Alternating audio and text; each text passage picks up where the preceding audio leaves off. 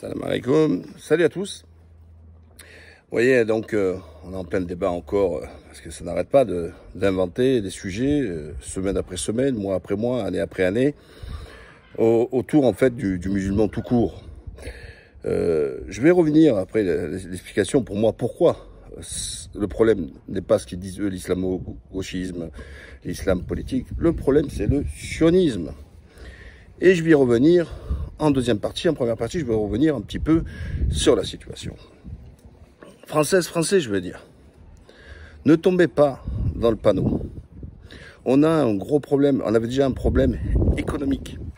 On avait un problème d'État avec manque de moyens dans la police, manque de moyens dans la santé, manque de moyens dans l'éducation nationale. Un État très mal géré. Et ce n'est pas les musulmans qui sont responsables de tout cela. Et pour autant, on ne leur demande pas des comptes. À tour de rôle, un tour chacun, ils prennent la gauche, la droite, le middle, ils prennent le pouvoir, ils détruisent la France. Et au retour, on se retrouve avec quoi? Avec un système sanitaire de santé catastrophique. On a vu l'épisode du Covid. Manque de lits, manque de soignants, manque de moyens. Toutes les maladies nosocomiales qui sont liées justement par le manque d'hygiène qu'il y a aussi dans les hôpitaux, etc. Le tissu industriel détruit, incapable de fabriquer des masques, des tests, des appareils respiratoires, etc. Le système jacobin, qui veut s'occuper de tout, sur tous les territoires de France, est incapable d'y répondre avec des déserts médicaux. Est-ce que vous trouvez normal qu'il faut 8 mois pour avoir un ophtalmo, qu'il faut attendre 8 mois ou 6 mois pour faire une IRM, et on se dit, soi-disant, à la pointe? Non, grâce au Covid, on va dire, au moins c'est un point possible, on a pu voir la réalité. La France n'est plus. La France fut. Quand on regarde, et c'est pour ça qu'il y a une forme de nostalgie aussi en France. Parce que, et c'est pas un problème identitaire comme ils essaient de nous faire croire, et je vais en revenir après sur les cas comme Zemmour ou autres, c'est que la France a été un pays majeur, a été un pays pilier dans son système, généreux avec les plus fragiles. Un ascenseur social permettant à un fils d'ouvrier de pouvoir accéder à des formations universitaires, devenir médecin, devenir enseignant, changer de classe sociale. C'est terminé. On est l'avant-dernier pays au monde concernant les mathématiques. Donc là aussi, système éducatif qui a été loin de là, performant, de qualité, pour aujourd'hui se battre pour savoir s'il faut mettre un E, 2 L, il faut tout mettre au féminin, s'il faut dire la sage-femme, le sage-femme, enfin bref, vous avez compris, tout ce délire-là, ils ont détruit même la langue française. Et ce n'est pas encore les musulmans qui sont responsables. Alors qu'est-ce qu'on a? On a des débats à savoir sur la cantine. Est-ce que la République est en danger si tu files des mimosas ou un pamplemousse à la plage de tranche de jambon? On a la maman qui, alors qu'il y a un désert total, une fuite des responsabilités des parents, on a des mamans voilées qui se préoccupent de l'éducation de ses enfants, qui veulent participer justement au collectif afin de permettre de sortir les enfants, puisque sans personnes adultes, les sorties ne peuvent pas se faire. Et on la voit encore mis comme un ennemi sous prétexte qu'elle a un morceau de tissu. Mais elles sont où les non-voilées pour s'occuper et accompagner les enfants aussi dans les sorties extrascolaires, périscolaires, etc. On a eu le sport, à savoir, voilà, maintenant, l'islamisme qui fait son entrée dans le sport. Tout simplement parce qu'il y a des gens, par pudeur, ne veulent pas se mettre à montrer leurs zizi, et ils préfèrent se mettre avec un maillot, etc., pour se laver. Mais ils prennent leur douche. Ce qui est important, c'est prendre leur douche. Nous, on a découvert en France qu'après avoir été aux toilettes, il faut se laver les mains, et c'est pour ça que la gastro-entérique a reculé. Donc ça veut dire qu'avant, vous chiez, vous lavez pas les mains, et vous serrez les mains. Voilà. Eh oui, parce que ça s'attrape comme ça aussi, la chasse. C'est pas que le Covid qui se chope. Et donc, regardez, moi, quand j'étais en équipe de France, moi, avec tous les collègues, depuis cadet, on était ensemble. Pour nous, on n'avait pas de problème d'être nus dans les douches. Mais moi, aujourd'hui, je vais dans une salle de sport, je connais des guns. Personne, enfin, pour ceux qui ne comprennent pas des guns, ben, je ne vais pas me mettre à poil. Voilà, j'ai une forme de pudeur. Vous voyez, la pudeur, elle est propre à soi-même. Et voilà, et chacun se la définit. On doit être quand même libre. Voilà. Moi, quand j'étais avec des potes qu'on se connaît depuis qu'on est cadets ensemble, ça ne nous gêne pas parce qu'on se regarde pas. Enfin, c'est normal, quoi. Vous voyez ce que je veux dire? Par contre, moi, je mets dans un truc, je connais personne, je deviens plus pudique. Vous voyez? Mais chacun a le droit d'avoir sa pudeur. Et quel rapport avec l'islamisme, le truc, tout est cohérent. Ils ont envahi le sport. Donc, le musulman, le gamin va à l'école. Pas bon s'il mange pas de cochon. Sa maman, elle va l'accompagner. Pas bon parce qu'elle porte le voile. Il va faire du sport, pas bien que vous fassiez du sport parce que la douche, vous ne montrez pas votre zizi. Ensuite, vous faites des études, l'ascenseur social, pour vous en sortir. Allez, vous allez à l'université, et maintenant on parle d'islamo-gauchisme.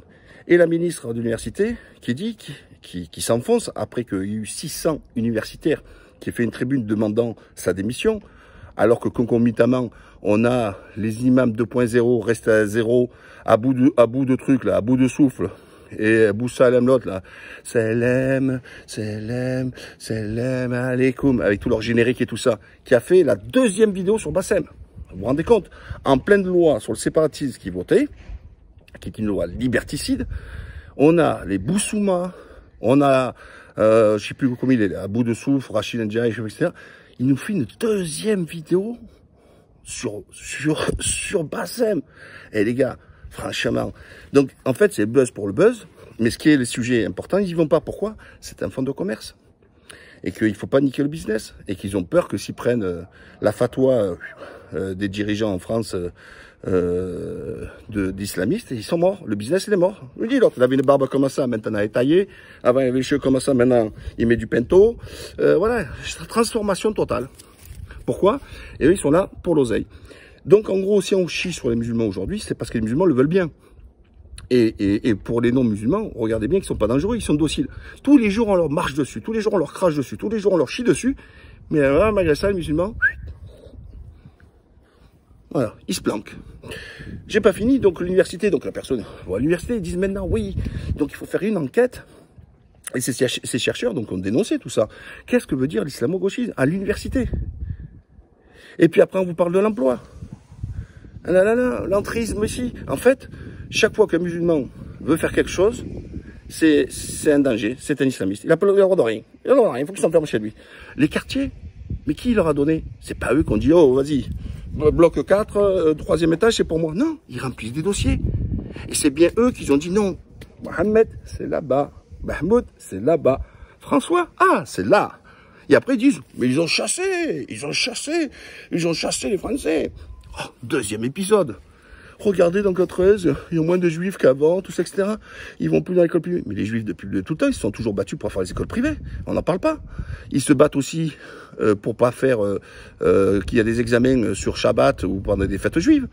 Et ils ont droit à leur dérogation. Moi, en soi, ça me dérange pas qu'ils l'ont, c'est normal. Franchement, je trouve qu'il y a la laïcité, puis après, le discernement.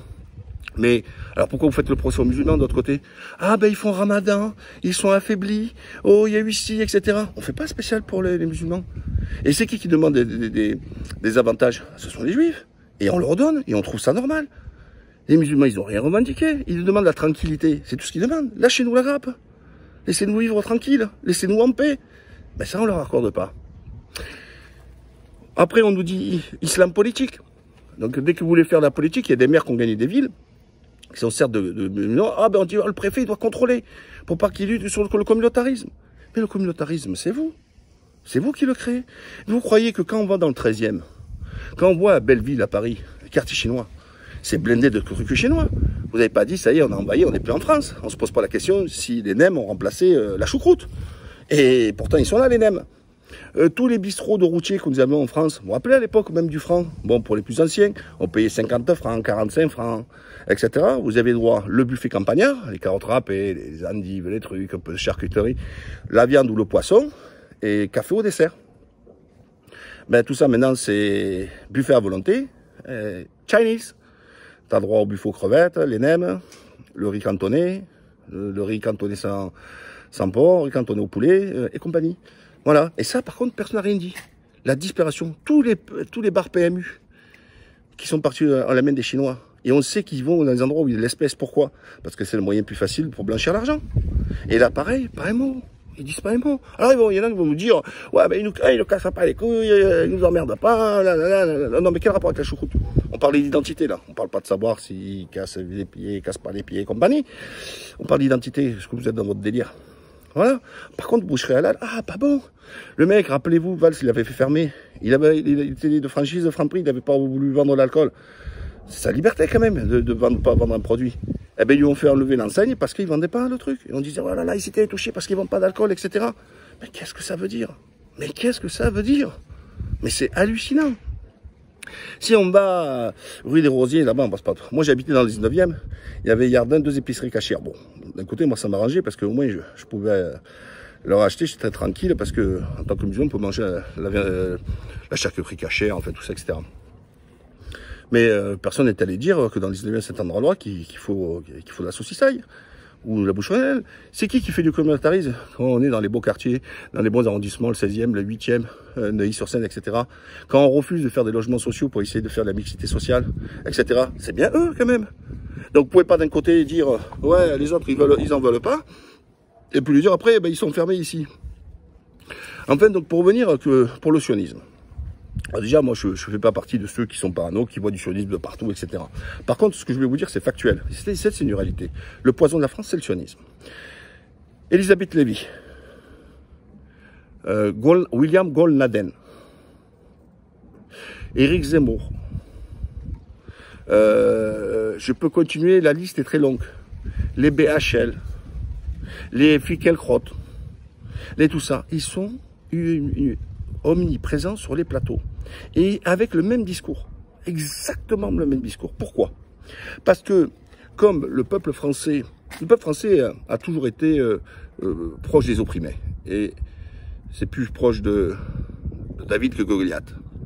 Et a toujours pris un parti pris, comme la droite, avant, je parle, c'était dernier avec Chirac, hein, était ce qu'on disait, pro-arabe. Et on voyait tous ces sionistes qui hurlaient, qui disaient, mais c'est pas possible, le ministère des Affaires étrangères, il est gangréné par les pro-palestiniens, etc. Parce que les Français ne supportaient pas, et à juste titre, comme la plupart des pays au monde, hein, et des populations au monde, de voir qu'un pays est occupé illégalement, oppressé, etc., comme le fait Israël sur la Palestine. Et donc, pour renverser les choses, ils ont dit, la meilleure façon de faire en sorte de faire adhérer les gens à notre idéologie, pour les faire convaincre pour devenir soutenir plus Israël, comme font les États-Unis, contre les Palestiniens, c'est de dire que c'est des terroristes, de dire que c'est l'axe du mal, que c'est des mauvais et tout. Et donc, ils se sont tous arrangés, et ils sont de partout. Hein. Regardez RMC, le patron, c'est qui? C'est Drahi, encore. Avec sa chaîne aussi, et donc il a BFM, RMC et compagnie, et puis ils drainent leur truc. Et bien sûr, I24 News, chaîne israélienne, francophone, encore une fois. Et donc le but c'est marteler que l'axe du mal en France, donc en divisant les Français, ce sont les musulmans.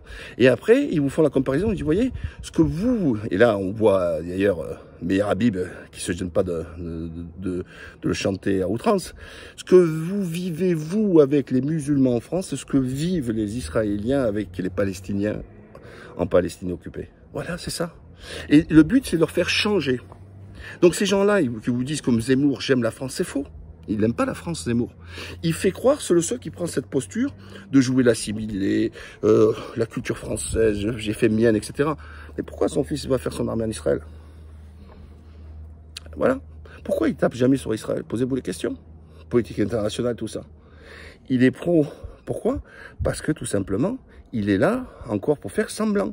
Parce qu'en plus, c'est un jacobin bonapartiste, colbertiste.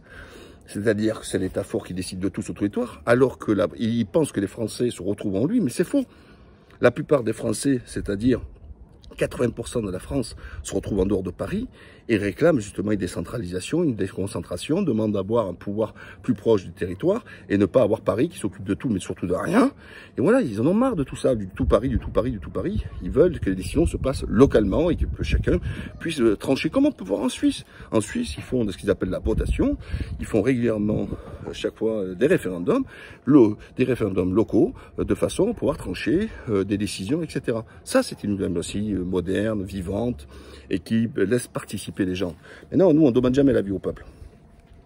Et donc, lui, il défend ce modèle-là, Zemmour. Il est contre la France des provinces. il est pour la France qui impose tout d'en haut, etc., forte, bonapartiste et compagnie. Et Zemmour, donc, c'est ce qu'ils appellent, eux, la takia, parce que ça aussi, ils inventent des mots, hein. Je vous disais tout à l'heure, islam politique, tout ça, ils sont incapables de donner les définitions, mais ils vous inventent des mots. Chaque semaine, ils inventent un truc. Comme l'islamo-gauchisme, ils inventent tous les trucs, un truc. Mais Zemmour, il fait ce qu'ils appellent, eux, la takia. C'est-à-dire qu'il arrive en visage masqué, il fait croire qu'il est gaulois, qu'il défend la culture gauloise, l'identité gauloise, mais en fait, il défend les sionistes. Et encore une fois, regardez. Tout librement, ils se permettent d'associer islam et gauchisme.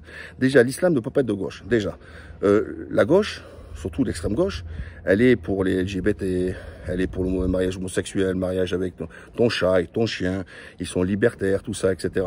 Mais en revanche, désolé, c'est pas du tout, ils sont anticlérical le premier, c'est pas du tout l'ADN d'un musulman. Le musulman, lui, au contraire, c'est un conservateur. Donc, naturellement, contre le mariage pour tous, contre l'adoption pour les mariages homosexuels, voilà, de pas faire de la contraception une règle, mais de l'exception, tout ça, etc. Voilà. Oui, donc c'est ce qu'on appelle le conservateur. Donc c'est pas possible idéologiquement d'associer ces deux idées qui ne vont pas ensemble. Alors si c'est pour mettre l'accent en disant oui, mais c'est le terrorisme, parce qu'en fait tout est terrorisme en fait. On a eu quoi dernièrement 3 clandestins. Avant on a vu quoi des criminels de droit commun, donc et qui se sont radicalisés en prison. Donc on n'a pas fait la guerre aux prisons, mais on a fait la guerre en mosquée. Vous voyez, on n'a pas fait la guerre sur le flux de réfugiés ou d'autres comme ça, ben on a fait la guerre aux Français de confession musulmane, et chaque fois on se trompe d'objectif, on fait, regardez, avec cette loi de séparatiste, disant qu'il doit tout régler. Ben, on va voir, il va rien régler du tout. Le terrorisme n'a strictement rien à voir. Et pendant ce temps, tout le monde nous regarde. Les Nations Unies nous condamnent, on a la Cour européenne des droits de l'homme qui nous condamne, on a toutes les instances internationales d'ONG, de droits humains et droits de l'homme, etc., qui nous tapent. C'est pas grave. On a les médias comme le Washington Post, tout ça, etc., qui relèvent, qui s'inquiètent que Macron est pire que la blonde. C'est-à-dire qu'on nous a dit tous contre la blonde, mais en fait, il a pris tout ce qui était de la blonde, avec la volonté d'essayer de faire diversion, aller sur les sujets sociétaux au lieu de régler les problèmes économiques. Et on l'a bien compris.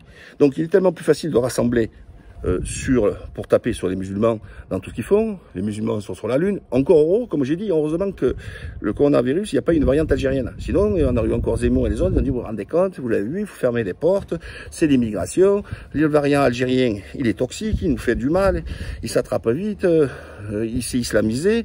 Derrière, quand vous avez chopé le Covid, le variant algérien, vous allez écrire Allah Akbar, Allah Akbar, tout ça, etc. Voilà, dans leur délire. Donc moi, le vrai problème aujourd'hui, c'est la poignée de gens qui tiennent les médias et qui influencent dans ce sens. Alors vous allez me dire, ils sont pas beaucoup, hein. Bolloré, il est passionniste, il n'est pas des trucs.